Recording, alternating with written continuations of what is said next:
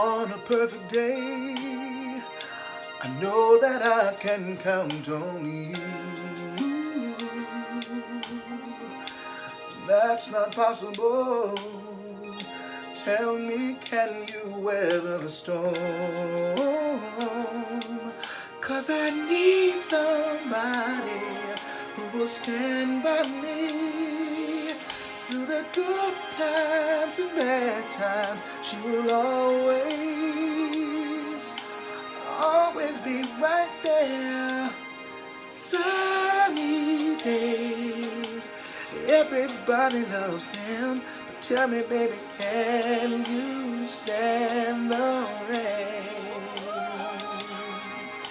Storms may come, this we know for sure. Tell me, baby, can you stand the rain? Love unconditional, I'm not asking just of you.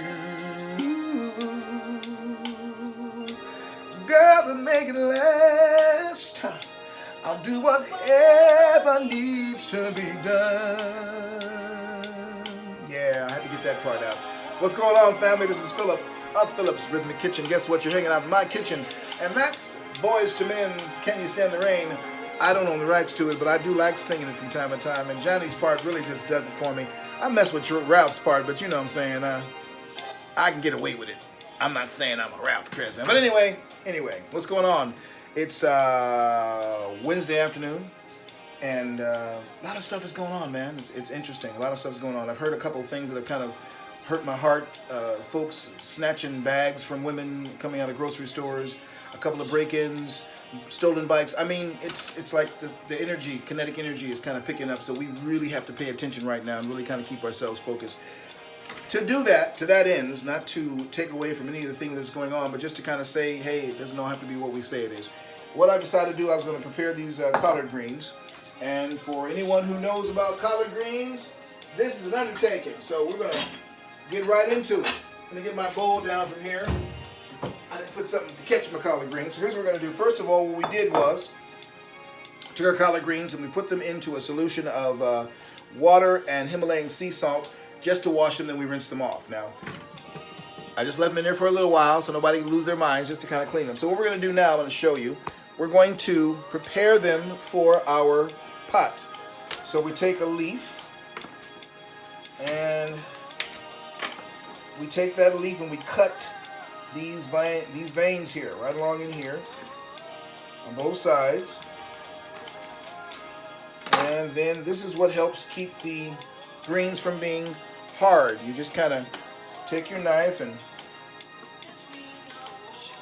I love doing this because it's kind of just therapeutic just to kind of cut this loose here. Just, if you ever eat someone's collard greens and they're a little bit, tough, it could be it's not too much of the cooking time, because once you cook these properly, they're done. It's leaves. But it's the way in which you cook them, and if you don't pretty much take the leaf support system away, it's going to give you a problem. And we're going to get to how we take that support system away. This is the part of the process. We're cutting it away from the stock itself.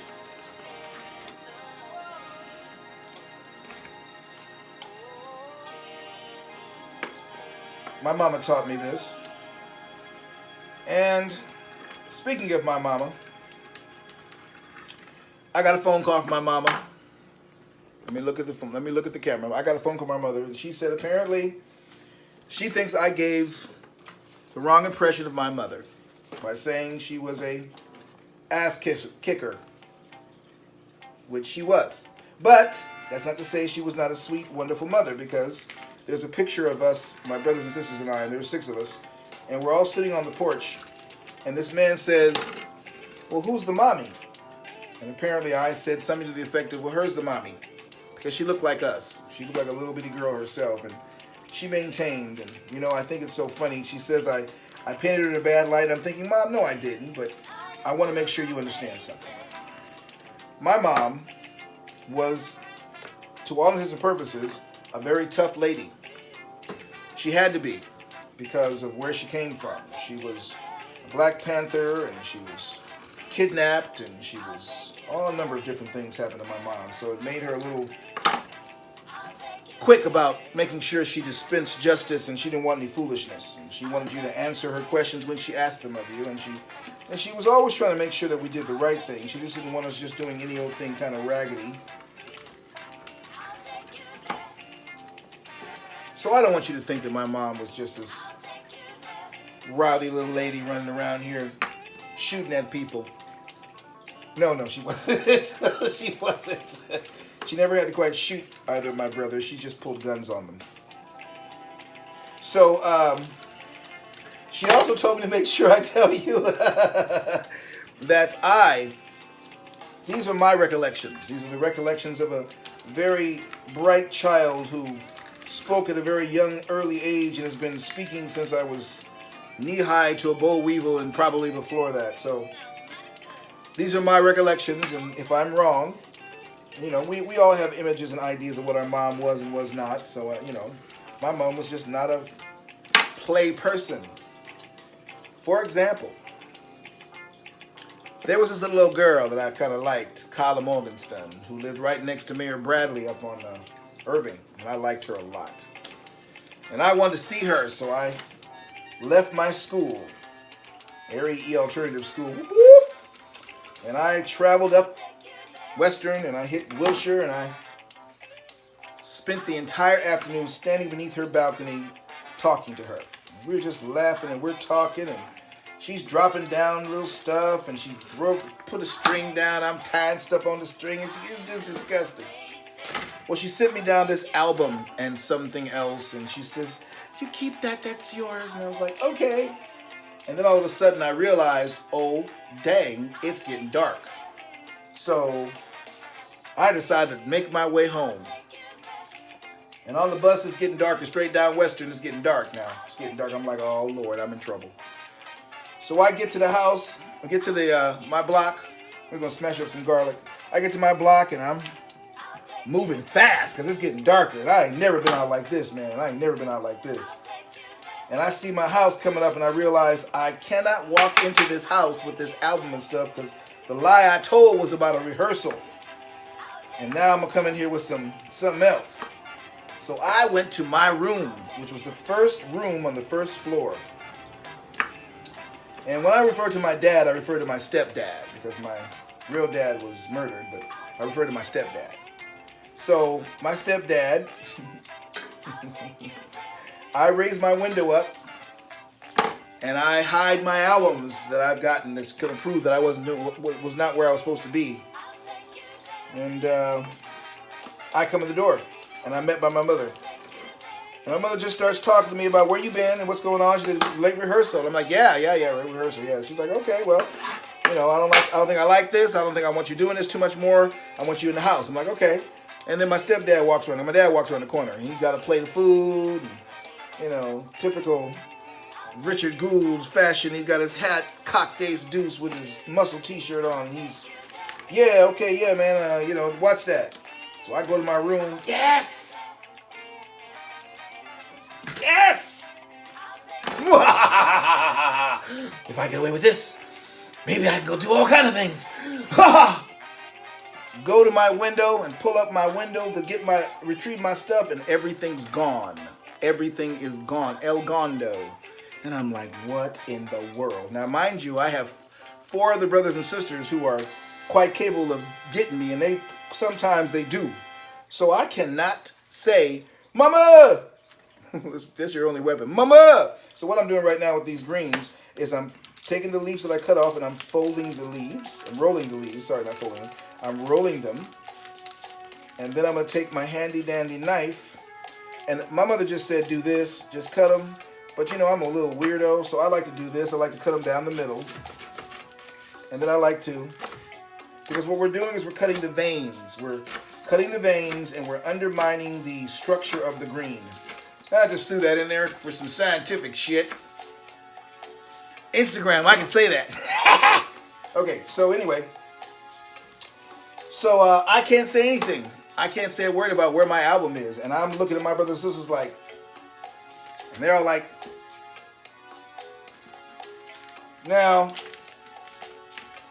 Most children might eventually break and say, "Where's my album? Someone has my album."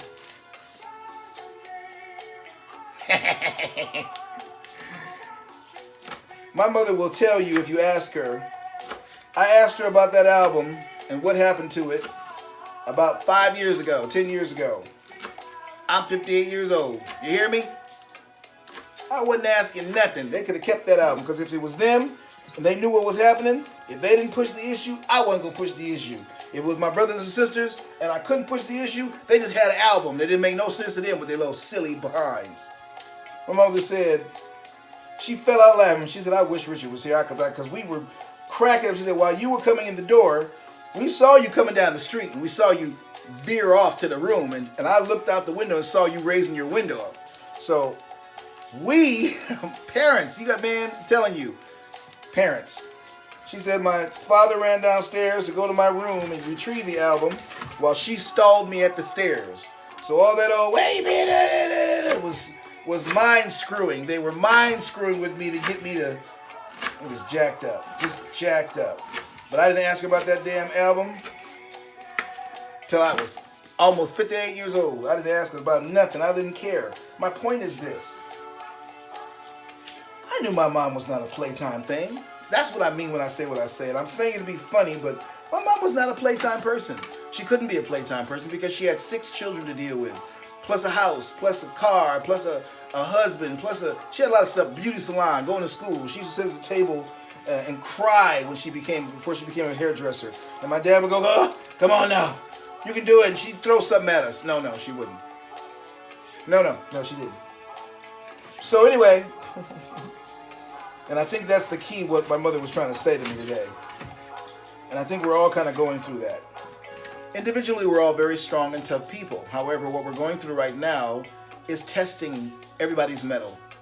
And if you look and appear like, I told her that somebody said to me, "Oh, I know you're not having a problem." And I was like, yeah, I'm a little, I'm not impervious, but just because I keep my mind, work on it, but it's a constant effort. But we all have to pay attention. And just because my mama is super tough, and I thought she was probably the baddest woman on the planet, and I didn't think anybody could beat my mama up in a fair fight, or an unfair fight, because that's the way she fought. She's a person.